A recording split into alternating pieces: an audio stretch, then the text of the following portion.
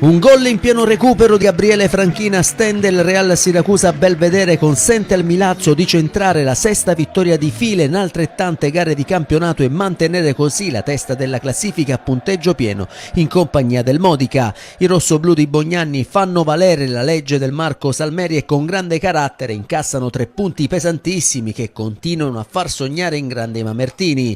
Rossoblù che ci provano sin dalle battute iniziali, prima è Diallo ad avere la palla del vantaggio, ma il classe 2004 la spreca facendosi ipnotizzare da Incatasciato.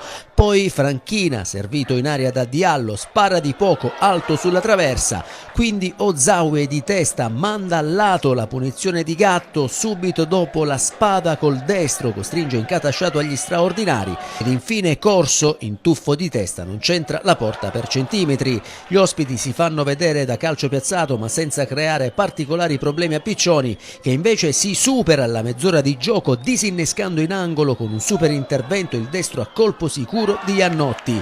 Nella ripresa però il Milazzo spinge di più e solo 4 decisive parate di Incatasciato sulla botta ravvicinata di Diallo al 61esimo, sul destro da fuori area di Salvo subito dopo, quindi sul colpo di testa da pochi passi di Annello e sul diagonale mancino di Locantro all'88esimo negano ai rossoblù la rete del vantaggio. L'estremo del Real Siracusa però nulla può fare al minuto 95 quando Franchina da pochi passi mette in rete col destro il pallone che fa impazzire di gioia i tifosi del Marco Salmeri.